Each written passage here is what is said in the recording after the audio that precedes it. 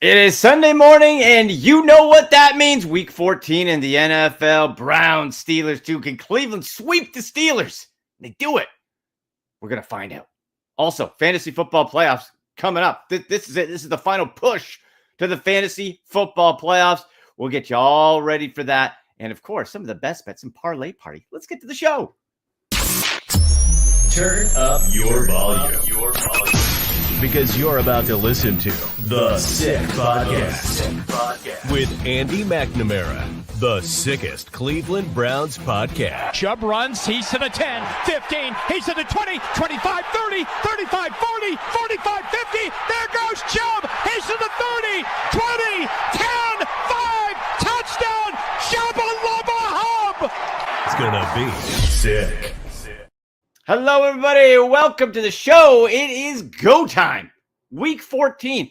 Feels again like it's been, forever since the Browns have played, because we've had that weird switchover, right? We had the Thursday night game where beat the Steelers in the snow globe. Then you went to Denver. Fun game, but, not the result we wanted. And now it's back to Pittsburgh. And to see if the Browns can do what, is kind of been the impossible during the regular season anyway. 2003, Tim Couch was the last Browns quarterback to win in Pittsburgh in the regular season. And I don't know why people are so quick to dismiss, by the way, the 2020 playoff win. It was COVID. So what? Does the Super Bowl not count that year because it was COVID? So what? Baker Mayfield beat their ass and had Ben Roethlisberger crying on the sideline. Oh, I've said it before on the show, but I'll say it again. I keep in my phone a little gif of Ben Roethlisberger and his watery eyes on his fat, round face, a little tear coming down. If ever I'm feeling a little tired, a little down, I'll look at that. Makes me smile. Because he whipped our butts all those years, right? But this is a real chance for the Browns to play spoiler. So we're going to have a fun show today. Lance Reisland, coach of high school football in the Cleveland area. He's been on the show before a bunch of times. We're going to break it down with him. We're going to break down a little bit, like, coming into this game, what can the Browns do? Because it's not a snow globe. It's a normal game at Shire, whatever the heck field it's called in Pittsburgh. I don't even care. So what do we do? How do you really get under I think one of the focuses should be if he plays, and if he pulls up lame, I think it's a bit of a show. Baby Pickens, George Pickens. Did you guys see on social? He's like, I don't even know who that is, with Greg Newsome. And then Newsome, the cold-blooded social media killer that he is, posts something where in the past Pickens had replied to something of his on social, and he's like a fan. Pickens is such a whiny little tool. You need him if you're the Steelers, because he goes over the top. You need him to catch those long balls from Russell Wilson. That's your only true deep threat. You need him. But this guy is a total loose cannon. He's as immature as they come. He's right up there, if not more so, than Juju, than Chase Claypool, and post-concussed Antonio Brown. The guy's a total loose cannon. He's a hot. So get under his head. Push him a little bit when the ref's not looking. Get under him. He cost his team, in part, a chance because he was battling with Greg Newsome. Browns, stay calm, stay cool. Get this guy over the edge. Loses it versus the Bengals as well. Immature and just a complete lack of any sort of class or semblance of self-realization. Just how ridiculous he looked. What a bum. I hope the Browns shut his ass out. I can't stand George Pickens. And TJ Watt, you did nothing last time. Browns better be ready, because TJ Watt reads the headlines. Right? TJ Watt reads the headlines. He is he's going to be ready. So Myles Garrett, you want that defensive player of the year? I want you to have it too, brother. But you better bring your A+ game, because Watts is going to try. Did nothing last game, and Browns lit him up, right? Myles Garrett, tremendous effort. You got to do it again. Myles Garrett shows up and shows out today, and you limit TJ Watt. This could really amp up his defensive player of the year chances. I was telling you guys to get in on it when it was plus 1,600 on Myles Garrett to win DOP. Jump in the chat with us here on YouTube. Rick T-Wolf in the house. Rick Thunderwolf. Ready to rock and roll on a Sunday. As always, click subscribe, notifications on, click like, share the link, jump in the chat. This is also, and on social, of course, at SickPodBrowns. Follow there at AndyMC81. You can get your fantasy football questions in. Hashtag Ask Andy. As well, betting questions. And I want to know your big plays. I want to know your fantasy start sits if you got any good ones for us, for the crowd. Your questions, of course. And also your plays. We'll build a little parlay ticket. I got something cooking for us for the parlay party or sick picks later on in the show. But get those in on Instagram too, at AndyMC81. And we'll get kicking there in a little bit. But fantasy football wise, there's a boy. Just let me pull this up here. We gotta be looking because there is a ton of injuries, what ifs to get to here. And our buddy Lance is going to jump on. Now, I sent him the link on X. Said he was having a couple tech issues there, so he wants it emailed. I will do that right now. We'll get Lance on. And I love having Lance on because he's able to really, as with that former coach, he does great work with Cleveland.com. He's able to really kind of dissect what's going on as far as where the Browns can improve, what they have to be careful about. And come on, you stupid thing. There we go. There we go. Okay. We'll get Lance hooked up here in just a second. And what really we're able to do, because if we can limit Jameis Winston's turnovers, which is a big if. And remember, he prayed to the Lord, right? Let me get that in there. Come on. There we go. Yes, sent. Okay, there we go. Jameis Winston praying to the Lord to get ready to deliver him from pick sixes. Here's the thing. We love Jameis. We love all the pomp and circumstance and his oratory skills. But if you got to keep winning, you got to put up some big numbers again, right? And they balled out. They're fearless in the snow globe. What can they do here? But I was going to get to those these injury starts. So like we said, George Pickens is going to be, and as much as I dislike him, if he's on your fantasy team, he's a must start if healthy. Now he is going to be a game time decision with a hamstring, as we know, kind of important to a wide receiver. Let me pull it up on here. X is being stupid. Come on, Elon, get your crap together here. There. Okay, let's pull this up. I just want to get these. Okay, so we got Malik Neighbors dealing with a lingering groin injury and hip flexor, questionable for Sunday versus the Saints. Ooh, that reminds me. For our parlay party, I'm throwing in another Drew Lock anytime touchdown. We got plus 600 on Thanksgiving. I think we can do it again. Versus the Saints. Ooh, yeah, okay. So that's going to be a true game time decision. Malik Neighbors. That hurts. Like we said, George Pickens, true game time decision. What else do we got? Oh, Thomas Brown will make his debut as Bears interim head coach today. Do we dare get the head coach bump that we've seen with the Saints, that we've seen all over the league for years? Do you get the head coach bump if you're going to lay some money on the team that made the change? Bears in San Francisco, the 49ers floundering.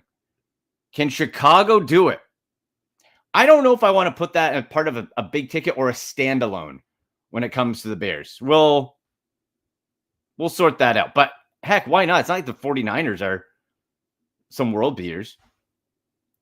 We have Breece Hall officially out for the New York Jets. So Isaiah Davis, light him up. If you're a Breece Hall owner, hopefully you have Davis as a handcuff there. But Breece Hall is out.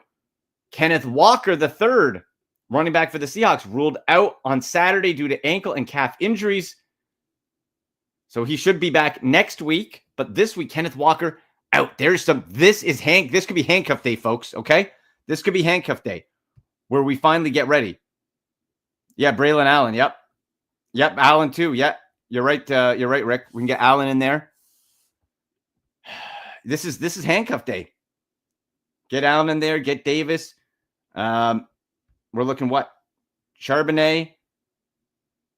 I've held on to Tyler Algier as well for, God, so he's gotten me nothing. And I like that Bijan's healthy, of course. But that's big. So Walker's out. Neighbors, we said. So DJ Moore, questionable due to quad injuries. DeAndre Swift, questionable for Chicago due to a quad injury as well to play versus the 49ers. So get those handcuffs ready, kids.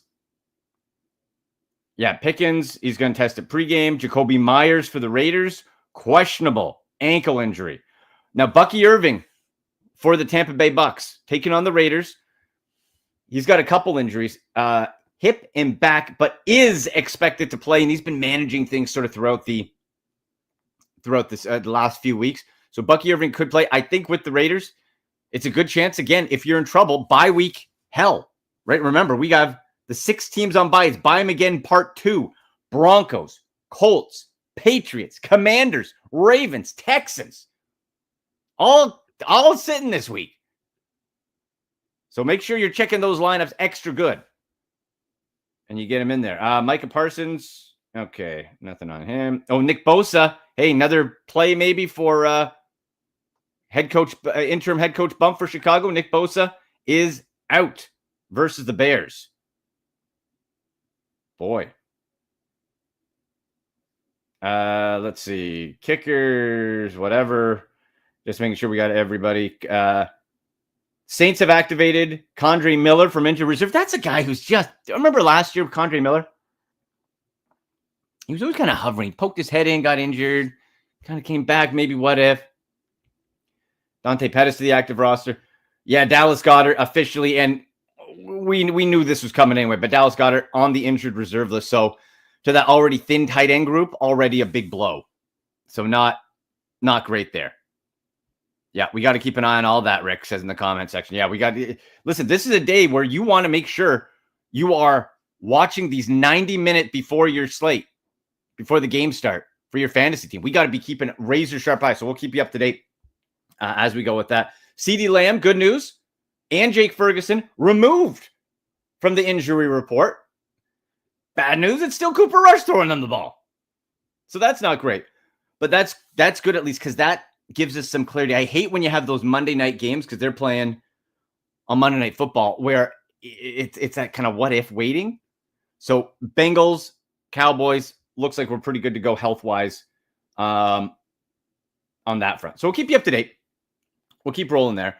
Now, let's talk a little Browns Steelers. We'll get back to fantasy football. We'll have hashtag Ask Andy coming up. Remember, put your questions in the chat or on social at AndyMC81 at SickPodBrowns. Use hashtag Ask Andy Fantasy Football questions. I want to know your parlay ticket. What are you betting on today?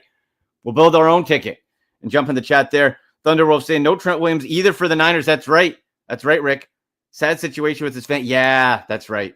Absolutely. Yeah, he had the child issue, unfortunately. Very sad for Trent Williams. So Trent's out. Bosa's out for the 49ers and interim head coach bump. You know what? I said I might do it as a standalone. The more I think about it, I think we might just pop that Bears pick right in there.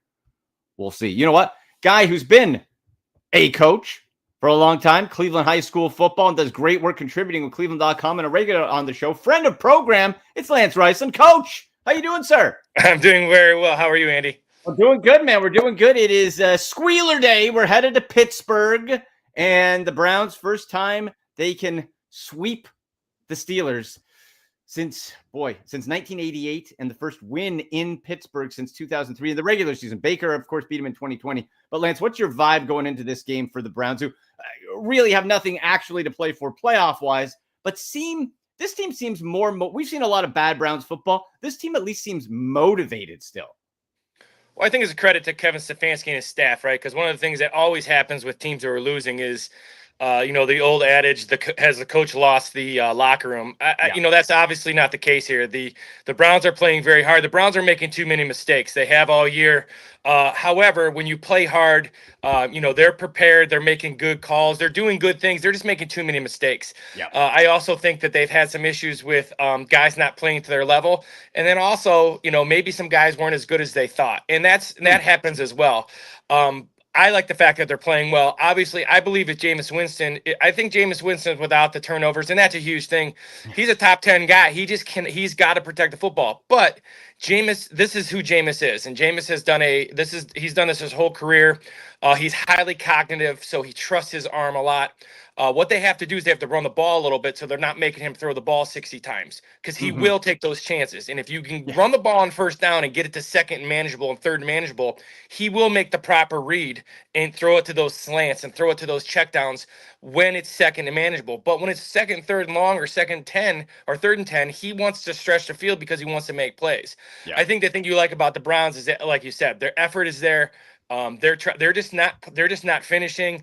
They've had some offensive line issues. We all know the issues they've had at quarterback, receiver, you name it. So the fact that they're really playing hard and kind of going back to Kevin Stefanski's run game a little bit gives you optimism today. I'll tell you what, two things. One is the Steelers have a lot to play for, so that's going to make them play well, and the Browns can play free, and that makes them dangerous. So I'm very interested. I think it'll be a close game either way.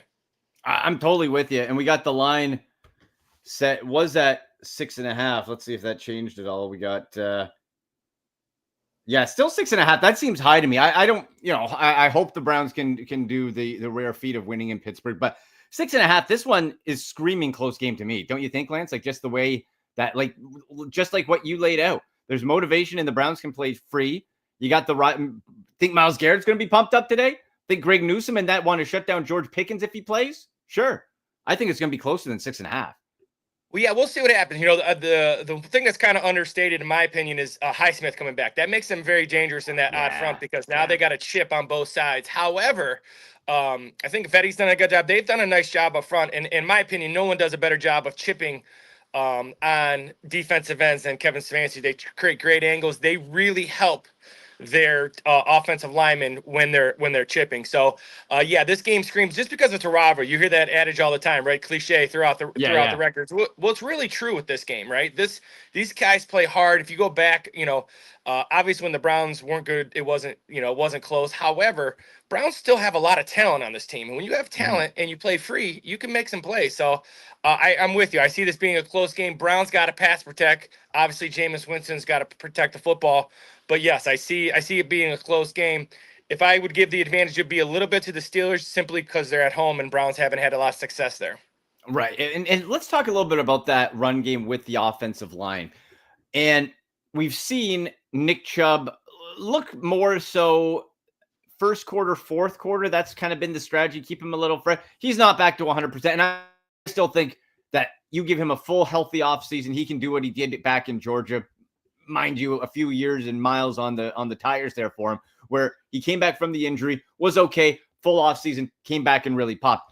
How do you want this running game to look? Is it a spread out? I thought Jerome Ford looked in the snow, and in Denver, he looked really quick. He looked decisive. Really, in small bursts, he looked almost the best I've ever seen him on the ground. We know he can catch, but what do you want to see out of this running game today? Because like you said, if the Browns can actually get a running game going, it's going to force off Jameis from making those maybe ill-fated throws and hold off the pass rush. Well, it's interesting. I think that whatever the Browns do, Browns have kind of gone back and forth with Ken Dorsey all season, and then they've kind of trickled in Kevin Stefanski's pin and pull and power and counter. I think the Browns are at their best when they're a power run team. Now, I still think they can do spread. Kevin has done that as well, but I think they're better when they do multiple formations. They use multiple tight ends. Sometimes that's no tight ends, but 0, 1, 2, 3 tight ends. I think they're very good when they create advantages in the run game in terms of hats in the hole, meaning they got more guys to block than you have on defense, similar to what defenses try to do to offenses. But I think really what the Browns have got to get back to is what those linemen do very well. They pull very well, and they're very nasty, and they like to be physical. And the Browns early in the season were just running zone. And when you run zone, you have to be so cognitive. It's such a hard thing to coach, and it's such a hard thing for players to do at a high level because literally two guys are in charge of two guys.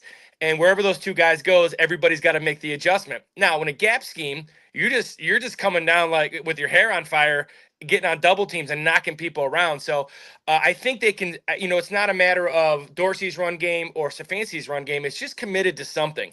I'm a big believer in letting coaches coach and do what they do. So I just don't think, I give Kevin a lot of credit. He tried to make this work with Dorsey. And now I think last couple of weeks, you've seen more counter, you've seen more pin and pull, you've seen a little bit more things. So I think that's where they're best. I think that's what their linemen do best. I'm with you on Nick Chubb. I think, Nick Chubb has spent the last year trying to get healthy. This offseason, like you said it very well. This offseason is about be getting back to normal. And when he does that, I think he'll be fine. He's to look at his knee, and when I was looking at his knee in training camp, I couldn't believe it. There's nothing wrong with it in terms of like how it looks. So I think he'll be back.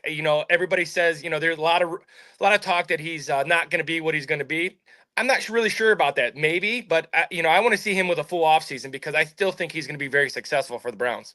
Yeah, and you can see if you recommit to the run, which is becoming a trend in the NFL this year. Look no further than Saquon Barkley, same draft class as Nick Chubb. Now, he didn't have the catastrophic knee injury, but Saquon Barkley has had a litany of injuries, lower body, up everywhere. And look at him. But you have to have the right system. You have to have that commitment to the run and take advantage when it does. That's a future problem. We talk about things that the Browns have to play for. So let's go through them quick here, Lance. Nick Chubb, revenge game. You had the one 2 weeks ago, but this is where it happened. And Nick Chubb even admitted, he's like, look, there was time on the field. When that happened on the field, he didn't know if he was going to play football again. You have Myles Garrett and the TJ Watt rivalry back and forth. If Myles Garrett has a great game today, he could really bump up his chances for a second defensive player of the year. And then, of course, the corners versus George Pickens, who's just this guy, Lance, my goodness, what a complete distraction. If I'm as a coach, this is, I think, interesting. If you're a coach and on the other team, there's a guy maybe talented, but like Pickens, he's a hothead. You can get under his skin.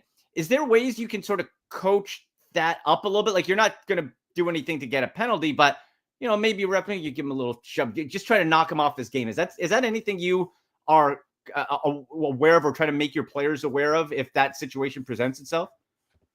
Well, no, for me, no. And here's why. Now, I know coaches who do that, and that's okay too. Everybody does kind of their own thing. For me, it's about if you play your game and limit the number of touches he has, that's what makes him frustrated. So if you can limit the amount of touches he has in the game, that's what makes him very that's what gets him chippy. That's what gets him. Right. Unfortunately, for him, though, he plays at a high level when he's like that. I don't think Greg Newsom and Emerson, these guys, I don't think they play at a super high level when they're emotional. Playing corners about being fundamentally sound. They're very good. But when you get emotional, you get away from what you're trying to do, and now it becomes personal. Football can't become personal, especially at the corner position, because you're on an island by yourself.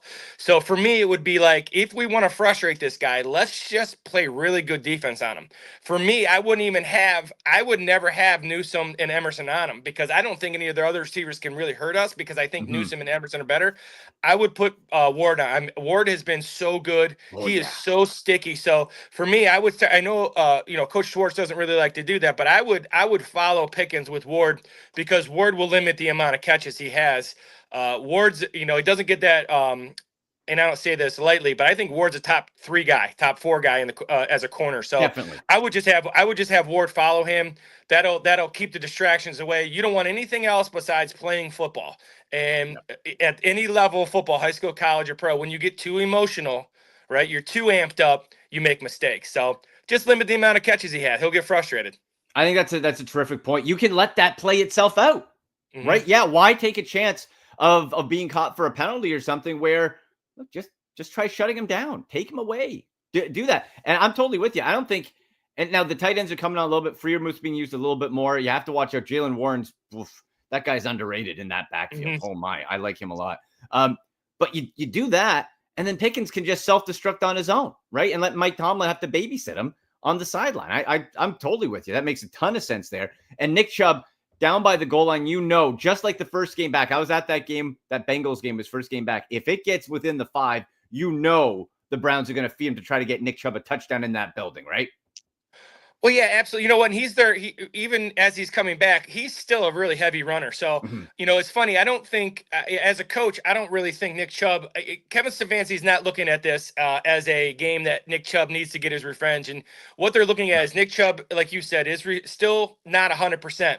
But one thing he's really heavy and he runs really heavy. So he's their goal line guy right now, regardless of what the situation is. And I said this for a long time. I've never been as a coach, I've never been a big believer in something to play for, or you got to get your guys up. There should be one of the most overused words in sports, in my opinion, is the word culture. Your culture is what you do, not what you say. And that should be what Kevin Stefanski, and I believe it because I've seen it in action. They're worried about the Steelers. They're not worried about Chubb. They're not worried about Watt. They're not worried about anybody. They're worried about how do we attack the fronts, the coverages, how do we attack Wilson. I think they do a good job of that. So for me, Chubb is just, as he returns, he can still be really effective in those short yardage situations because he runs so hard and it's so hard to tackle. Yeah, definitely. And you're right. Yeah, goal line, he is quite effective. Busting out those 80-yard runs we've seen in the past. Not yet. Not yet. So I hope there is that sprinkling like we talked about. Really try to use even the extended run. Quick little toss to Ford in space, whatever. Just try to back off that pass rush because that Highsmith edition, you're absolutely right. Now, look into the Browns defense here. We talked about Myles Garrett, of course. I think overall, it's been a weird year, Lance, because we've seen this team, and it's been so frustrating. You'll make 2-3 great plays in a row, and then all of a sudden it is like a 70-yard bomb. You're like, what happened? And there's with Juan Thornhill, who admitted didn't put in a great effort one time. He's bounced back from that. This defense, we know Russell Wilson still has that long bomb, specifically to Pickens. But what do you want to see out of this Browns defense today in Pittsburgh? Well, when you look back at the first time they played, that was the first time in a number of weeks. I talked about this a number of times last week on some pods, is that they dictated. So if you go back to the run game, like Warren and Harris, they had 86 yards on 27 carries. And what that tells you is that the Browns were dictating. I don't think Wilson can carry this team. You got to eliminate plays. Mike Tomlin has always done such a great job. There's a great guy. Culture. He doesn't say anything about culture. They just have it there. They play hard. They do what they have to do to win. They don't care about stats. Defensively, you just like to see the Browns play like they did. I think they've played the last couple weeks, even though they're making those mistakes. When you're a man team, I hate when the Browns get beaten zone coverage. Why? Because they don't practice the zone as much. If you get beaten man coverage, that's okay. That's your identity, and that's going to happen. That's why I would put Ward on Pickens. If Pickens beats Ward once in a while, that's okay. That happens. But now if you dictate what you're doing, you got 8 in the box, you're blitzing, you're causing turnovers. That's when the Browns are at their best, and that's what I saw. More than the stats, I just saw like the attitude of the Browns in terms of we're no longer worrying about giving up big plays. They just played with a little bit of attitude. That's what you want to see out of a Jim Schwartz defense. Can't wait. They can't think. They just got to react and play. So that's what you want to see today. Play free. Do what you did all week in terms of formation recognition and down and distance, and just play with your hair on fire. And you got a chance for sure. And Russell Wilson has been getting beaten up the last couple weeks, right? He's been getting hit hard a lot by Garrett. The game after that too. So keep on him. Right, like you can make stuff happen. You got to keep at it. And another opportunity too for the Browns in the lost season to see what they have out of these young pass rushers on the edge. Right, as Isaiah McGuire, Michael Hall in the middle. It's a bit of an evaluation time too to then I guess decide what you're going to do in the offseason via draft and free agency. Right. Well, it's funny because I was just talking about this morning. I'm not, as a football coach, I never, obviously those guys at the NFL level, Stefanski and Barry and everybody in charge, the brass, I don't think you evaluate a guy. Your job, unless you're told by the people who pay your checks, right? So for me, I'm playing the guys who practice hard. I'm playing the guys who give me the best chance to win. Now, if the young guys do that, great. But as a football coach, that's the kind of control that you want as a football coach. And everybody has talked about Kevin Stefanski maybe not having the control. And at the NFL level, who knows how that works, right? And different organizations do things differently. But if I'm the football coach, I'm not worried about evaluating anybody. I'm not worried about anything. I'm worried about how can I beat the Steelers? And if those young guys can get in and help because they've played well and have earned those reps, then they'll get in. If they haven't, then I won't. They got to earn the right. Your job as a coach to keep your job is to win. And so now, if Andrew Berry or the guy, Jimmy, the guy who pays the bill, Jimmy says, hey, you're playing these guys, then you go, you know what? Then we're playing them. And that's how it goes. So money talks, and we all know that, especially at the NFL level. But for me, I'm not worried about that.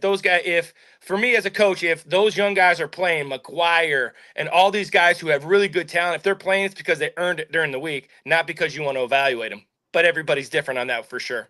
Well, and I get the vibe throughout the organization that even if that is a mindset at some point, it's not this week. It's all about winning, all about beating the Steelers and getting that win there and being able to help play spoiler. And Myles Garrett was talking about how important that is. Lance, final thoughts on this game. You said you think it's going to be close. Do you think the Browns can pull it out?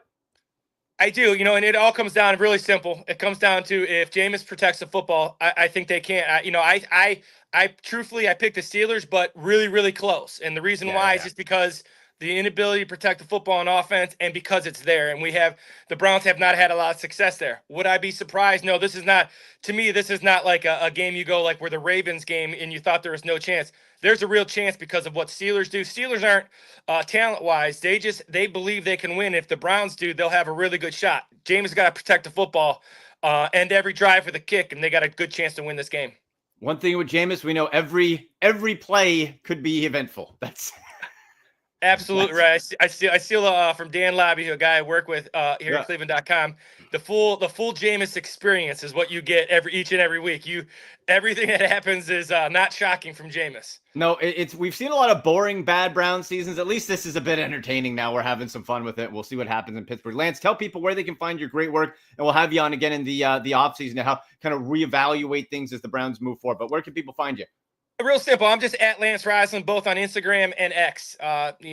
Check stuff out. I'll do previews on the Browns game. I'm doing some Ohio State stuff. So once again, really easy. Just Lance Reisland, at Lance Reisland on both Instagram and X. You know what? Real quick before you go, that you remind me with the college football stuff there. Drew Aller, Penn State.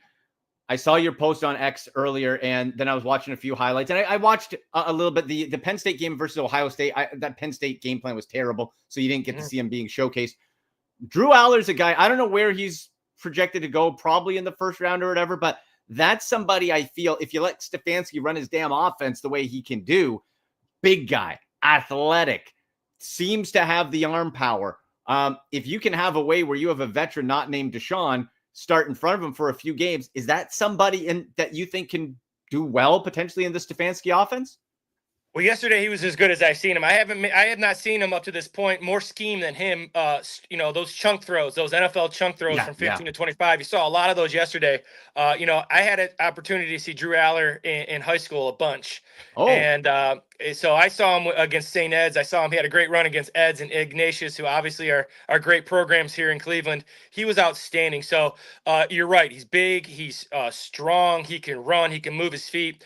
Once again, it comes down to, for me, if he and Garrett Nussmeier are guys I love in a Stefanski offense. Cam Ward is my number one guy because of his athletic ability, but those type of guys, those skill sets don't seem to really mix with what Stefanski wants to do. So yeah, Drew Aller, Garrett Nussmeier, Stefanski type guys, absolutely. And Drew Aller really showed me a lot yesterday. He was pretty good yesterday. And a Cleveland guy coming home, how great would that be? Can the Browns give us some hope, something fun like that? Hope the guy coming back to town. I'm sure hopefully he grew up a Browns fan and being able to do that. That'd be a ton of fun. Only time will tell. We'll see how this goes today and then through the offseason. Lance, let's do it again soon, my friend. Thank you. Absolutely. Thanks for having me. Pleasure. There he goes, a Lance Reisland, coach in the Cleveland area and contributor to Cleveland.com. He does great video breakdown too, and we've had him on the show do this before. We really map it out. Nice deep dive with Lance, and we'll have him back on a few times in the offseason for sure. But love getting Lance's opinion there. In the chat, we got Rick saying, one thing that makes me nervous is Pittsburgh lost once already to Cleveland. I feel like they'll throw everything at the Browns to not lose the second time. I stay Steelers, real close game. That's kind of the same vibe I'm getting too, Rick, where if you're the Browns, you got to know in that stadium with those pea yellow towels and those arrogant, whiny fans sitting there waving around, you know how loud they can be. You know that they can get that momentum going. So if you're the Browns, you might have to weather the storm, and you're going to have to try to break up some plays. You're going to have a great game. Duh. You're going to have a hell of a game and try to win it. Problem is, if it comes down to a field goal, they got Boswell, who's been money all year. He missed a 58-yarder in the Snow Globe game. You kind of forgive that. And we got Dustin Hopkins, who's been roller coaster guy. But keep it close, weather the storm, punish him. Let's get that win. Beat Pittsburgh. Beat Pittsburgh. Beat them. Come on. All right, let's get to some fantasy football stuff here. Hey, we got Griff in the chat. Griff, how's it going, brother? There you go. All right, let's talk some fantasy. Let's build that parlay ticket. Let's get to a little Ask Andy.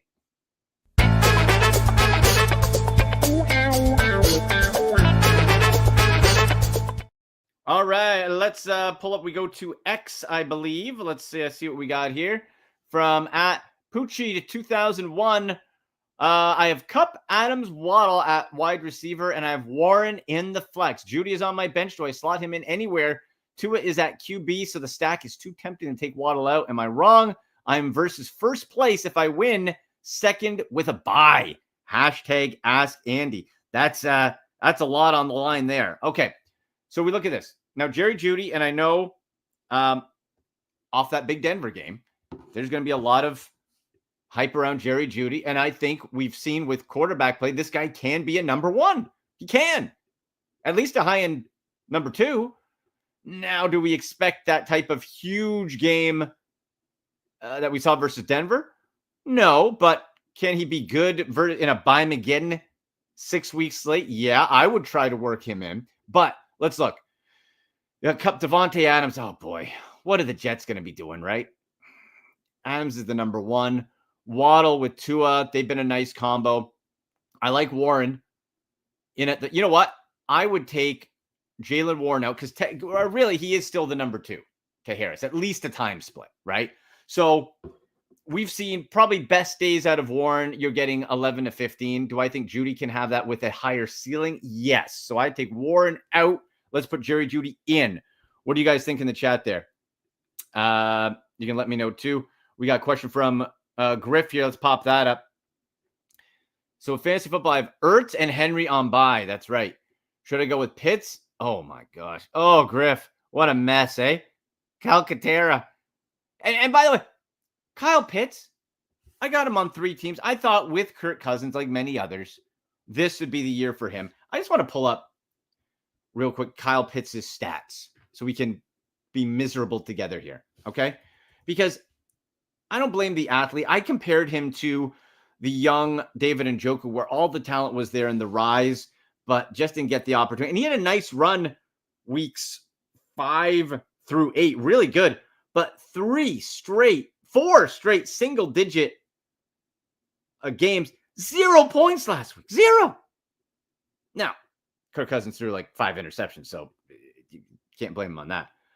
So do we go Kyle Pitts and really at this point just randomly hope that he can jump up? Or you bring up Grant Calcaterra. Of course, Dallas Goedert is out. Let's see here. I'm just checking, make sure he doesn't have any injuries. He's good. I think with this case now, Devonta Smith is back. I just want to check his health. I am 99.9% sure he is healthy. Yes. So he is back. I think with this one, Griff, you go with Pitts. And the reason being, because you know he's a part of the offense. It might not be a good offense right now. Minnesota can air it out. So maybe there's some opportunity. With Calcaterra and Devonta Smith back, how much is Philly going to want to lean on a backup tight end when you have Smith, A.J. Brown, and Hurts runs himself? Oh, and that guy Saquon Barkley is pretty damn good too. I would take, risk reward. If you think you can cover off the points on a bad low single-digit day for Calcaterra, then you can pop him in. Is the ceiling high? I guess. I don't know what the ceiling is for Pitts because he's been up to 25 fantasy points for a month. There's nothing. But I'd say if you're looking to play it a little bit safe, go with Pitts on that one. I like Devonta Smith to play today as well. And they're playing Carolina too. So, again, is this a case where they get it by a couple? And Carolina's been playing better. Okay. I hear that. Fine. All right. But you can start the Eagles defense. Is it going to be a case where they get up a couple touchdowns and then just sort of run the ball a lot? It could almost be that they do too well, and then that limits any other pass catching opportunities there, right? Oh, Griff, you took You took Philly to cover the 13th. That makes me so nervous. We talked about it on your show on WYC Football Talk. Those double-digit covers. It wouldn't surprise me at all. I'm not going to put that in our parlay party ticket. If anything, I would do it as a standalone. Like, I could see Carolina, they've been a little spunky. Did they get a late touchdown and Philly wins by 10? That wouldn't surprise me either. They're not showing, they haven't quit. If they have quit, then maybe I feel a little bit differently. Yeah, Carolina is due for a stinker, but the Philly's going to get everyone's best punch because they're doing, Philly and the Lions, kind of 1A, 1B in that NFC, right? But hey, roll with it, man. Why not? It wouldn't shock me. Eagles win by 14, 2 touchdowns. I'm not going to be surprised by it. We can roll with that. Do we see Brooks for a bit in that game? Like, when are they going to work this guy in? That's what Rick put in the chat. We're going to see Brooks in the game. Let's just pull Jonathan Brooks up here. And this is where, again, in a buy him again week, you have Chuba Hubbard floating around. It's like, what am I doing with this guy? He had 7.1 fantasy points. Brooks did last week. 6 carries, 18 yards, had 3 catches, so they're mixing him in. Yeah, like, I could see him doing just gradually increasing his workload, which means if you're a Chuba Hubbard owner, it gradually decreases. So, unfortunately, it could be a case where you see both kind of shrink. And for Carolina, are you going to have to really air things out? Could be a nice Adam Thielen day. You do have Darius Slay, though, probably going to be draping over him. Now, what about Coker for Carolina? Doubtful. Quadriceps says doubtful. Okay. So, you know what? Could be a nice Adam Thielen day. Now, he's going to be draped, but it could be a nice day for Adam Thielen if we look at that. Maybe Brian Thomas Jr.? Actually, wait, no, sorry. Leggett. Brian Thomas Jr. is on Jacksonville. Oh, what a waste, too. You got friggin' Mac Jones there. Let's go to Leggett. I picked him up. Dynasty League, I really like Leggett. I think he, especially with Thielen out, he's done quite well. And even with him back in last 2 games, has still been just shy of double-digit fantasy points in PPR. 6 targets, 8 targets, 4 catches in each of those games. So maybe he could have in late kind of garbage time. Maybe he could pop up there. The fact is, kids, hey, we're going to be in tough with these 6 teams on bye. What's Griff saying? I will say this though. I think Rams cover and maybe beat Buffalo. It's in Buffalo. It's in LA. Buffalo's due for a bad game and have Detroit next week. Maybe a look ahead. And then Rick says, yeah, if that game gets out of hand, yeah, for the Carolina guys.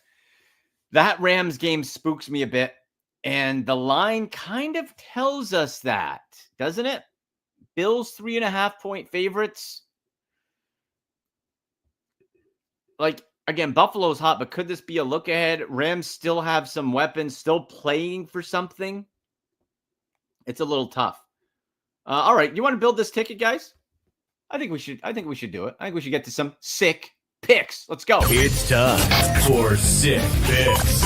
Brought to you by DraftKings. The crown is yours.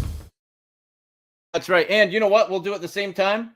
On our sick picks, we'll slap some stadium mustard on too, kids. How about that? Stadium mustard. From ballparks to backyards and everywhere in between, Stadium Mustard is a smooth but spicy mustard, rich in taste and tradition. Stadium Mustard is real and organic, not manufactured. You can get it at Huntington Bank Field, Cleveland Browns Stadium. You can get it in Ohio, America, Canada, all over the place. And the winner of our social media contest on X by following along at SickPodBrowns at AndyMC81, by the way, win one of these shirts, either in red or black from Stadium Mustard, is Grant Gillen. Grant from Canton, Ohio, going to take himself home a nice Stadium Mustard shirt. Get the details. Get that out to Grant. We'll have more contests as the year wraps up there. Okay. Let's build this ticket, boys. Let's build it. All right. We got Rick. Let's go to the chat here. I agree with LA Rams Buffalo Point Griff, says Rick. And Miami, New Jersey over 44.5. Ooh, okay. Let's see here. So let's start going through these. Let's start with that Jets game. Well, by the way, what are we doing with Aaron Rodgers? This one's in Miami. So it's over. I have 45.5 here. 6.5-point favorites are Miami. I might take the over, air it out, warm weather, right? Air it out a little bit. Why not? Okay, you know what? Let's pop that in the ticket. Let's go. We'll take the over. I had Buffalo to cover for the sake of the show here. We're going to take him out. We'll take that Buffalo game out. I like, so Raiders, Bucks, Buccaneers, 6.5. Come on. Right? You got the Aiden O'Connell, Baker Mayfield, the Bucks playing at home, fighting for that division. Tampa Bay winning by a touchdown, relatively healthy. Now, Bucky, remember on your fantasy team, Bucky Irving, hit back, will play. Him, Rashad White, you got Mike Evans. I think this is, I might even take an alt spread on it, but to win by a touchdown, come on. Let's go Tampa Bay over the Raiders there. Browns covering that 6.5, baby. Come on. We're loading that up. Let's go. Jacksonville Titans. Anybody want a piece of this game? I don't want a piece of that game. I'm gonna scratch on that one. Hubbard under 60.5 yards, says Rick. Rushing yards. Rick, you know what? I like that. I like that one. You know, we're gonna make a note of that. Tyreek, anytime touchdown, baby bump. What's that? It doesn't say it's like his 5th kid this year. Does Tyreek even care of the name of his kids? I don't know. I don't know about the baby bump on that one. People think Raiders keep it close. No, I don't think so. And it's in Tampa Bay. And again, the Bucks need to win this game. They need to win this game. Motivated Baker, yeah, give me it. And Njoku over 46.5 receiving yards. Sign me up for that one. I like it. I think too, Nick Chubb anytime touchdown. Remember, revenge game. I know, you know, is that a big thing in the locker room or not? Nick Chubb talked about it himself, and he never talks about emotion stuff. He talked about it. In his first game back, the game I was at in Cincinnati, when it was close, you could feel, and they gave him all the opportunities to get that touchdown. He got the touchdowns against Pittsburgh the first time. Nick Chubb, if the Browns can get within the 5, Nick Chubb anytime touchdown. I'm super confident in that one. Nick Chubb anytime touchdown. Absolutely. I wouldn't bet, but low-key like Jacksonville. Oh, Mac Jones. I don't know. I'm going to stay away from that one. Alvin Kamara, anytime touchdown. Giants have no defense. Saints have no Hill. Taysom Hill. Yeah, that's it. Yeah, Alvin Kamara. How about a little NVS anytime touchdown? This guy, huge plays by Derek Carr. MVS, I think, could be an anytime touchdown play as well. He's been money. He's been the big play, and Derek Carr can still air it out. Kamara better without Hill. Yeah, because you don't have him vulturing crap, right? Absolutely. Okay. Yeah, I'm going to stay away from that Jags-Titans one. Panthers, Eagles, 13.5. Griff is smashing it. Oh, that money line, minus 1,000. Ooh. Yeah. Atlanta and Vikings. Falcons stumbling. I think the Vikings can win that 6.5. We're getting minus 102 on the Vikings by a touchdown. What do you think? I'm putting in the Vikes. Sam Darnold's kicking. You think Atlanta covers? Kittle 2 anytime touchdown? Atlanta's going to be desperate. Kirk Cousins, right? Going back to Minnesota. Okay, Griff says Falcons going to cover. I say Minnesota wins by a touchdown. Jets, Dolphins, we have at the over 45.5. New Orleans, Giants. Guess what we're doing here? Drew Lock anytime touchdown. I told you on Thanksgiving, didn't I? Plus 600. Let's see what it is. That's all the Giants got. Malik Neighbors is a game time decision. What are they going to do? Where's Drew Lock? Let's see. MVS anytime touchdown, by the way, plus 280. What's Kamara's minus 165 anytime? Where's our buddy Drew Lock? Come on, buddy. Oh, plus 550 Drew Lock. You know I'm locking that in. Locked in on lock. Let's go. Plus 550, right? Come on. Classic letdown Minnesota spot. Could be. Could be, says Griff in the chat. Parlayed Hill, Kamara. Ooh, okay. Little three-time anytime tutty. I like it. Give me Drew Lock. Come on, baby. The only reason to watch that game is betting in fantasy. What else do you do? Tyrone Tracy? I don't know. We got Jets there. We got Saints. We got anytime. Seattle Cardinals. That division, when these two teams play specifically, it is so weird. Whenever you get a feel on one side, it goes the other way. This again is a game I don't really want any part of. 2.5-point favorites is Arizona at home. I could see them doing it, but Seattle, it's such a dogfight, that division. Here's the one I'm more interested in, guys. Bears at 49ers. No Trent Williams. No Nick Bosa. People banged up all over the place. First of all, fantasy-wise, I'm sure I didn't mention off the top. I assume you've all gotten, if you were able to, your Isaac Guerrero shares in that backfield. I was able to actually get him in one league. You put him in there. Come on. That's fantasy gold. That could be a getting into or locking up a playoff seed on your fantasy league. But for that game, do we believe in the coach bump for the Chicago Bears on the road with all the injury situations with San Francisco? Do we believe? Bears closer, 49ers whopping. Yeah, you don't see an in-between. I'm kind of with you there. Griff saying Bryce Young over rushing. He's going to be running for his life pretty much. Yeah, you know what? I think we take the Bears. Let's see. So if we take the Bears to cover 3.5, it's minus 122. If we take them to win outright, plus 138. You know what? I don't know. I feel that's a nice standalone. I don't want to pop that into the ticket. Hell, maybe we will. Why not? Right? We got to live a little dangerously. Let's go Bears. Bears coach bump, plus 138. Let's do it. We can't be cowards here. Bills, Rams. So you guys are saying Rams. You guys think the Rams to beat Buffalo. So do we want outright plus 160 money line or minus 110 cover 3.5? How are we feeling? San Francisco on a get right, says Griff. I'm going with the Bears on the road. Coach bump. But I totally could see your point.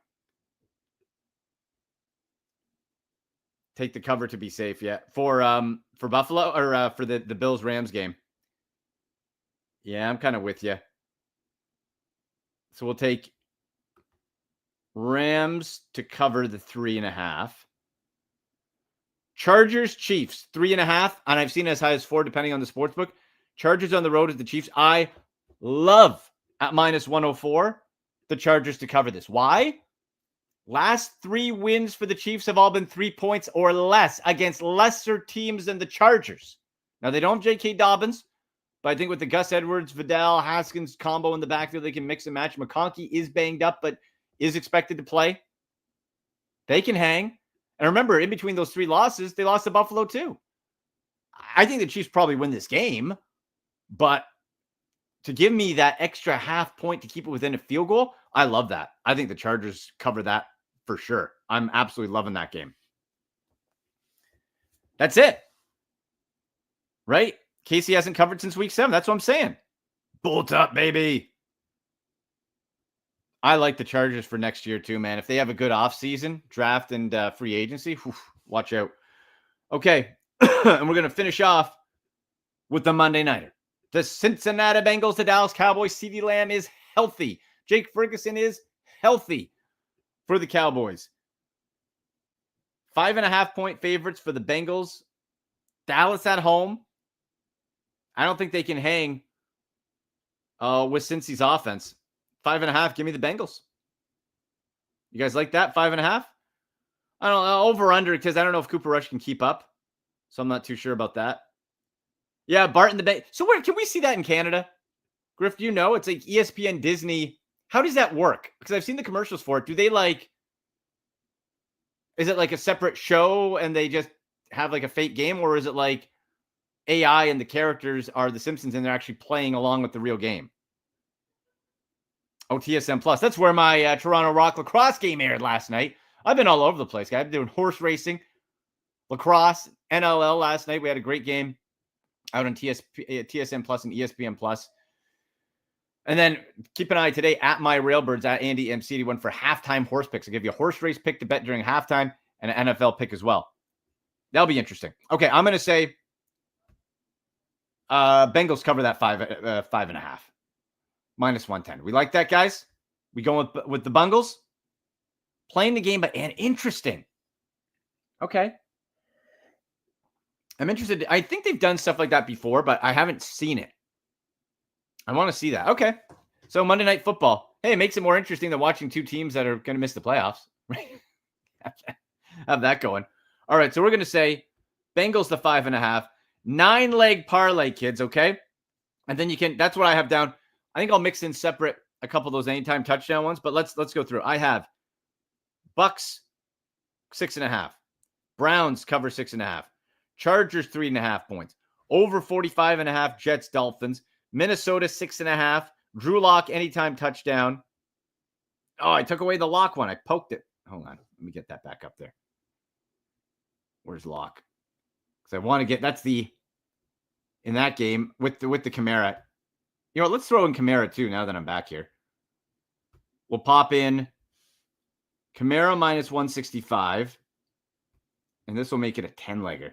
Give us some extra juice on this Saints game. All right, 10-leg. Rams 3.5. Cincy 5.5. Bears money line. 10-leg parlay. Drew Lock, Kamara, anytime touchdown. $10 bet. Wins $21,648.24. Let's go. Parlay party. Let's get nuts. 10 legs. Who's with me? Mix in your own. In and out what you want. Oh, yeah. The last one was Toy Story. That's right, Griff. I didn't see that one. Interesting. All right, guys. There we go. We got the parlay party. We got the fantasy football. Good luck by Mageddon. I think we covered some good grounds. Keep an eye on those pregame reports. 90 minutes up to kickoff. Like this is, it's going to be tight. Be coming out very soon with a whole bunch of these injuries. So keep an eye on that. Good luck for your fantasy playoff push or locking up a seeding position. Good luck with the bet. I'll put 10 on that. Why not? 21,648. Have a real parlay party if we hit on that bad boy. All right. Thank you. Big time. Lance Reisland, coach from the Cleveland area, does a great job for Cleveland.com. To all of you in the chat on social for Producer Shame, I'm Andy McNamara. Beat Pittsburgh Browns. Beat Pittsburgh. Come on, Miles. Come on, Jameis. Come on, Judy. Stick it to him. First time sweep since 1988. First regular season win since 03 and Tim Couch. Come on. Let's go. Let's get it done. Go Browns.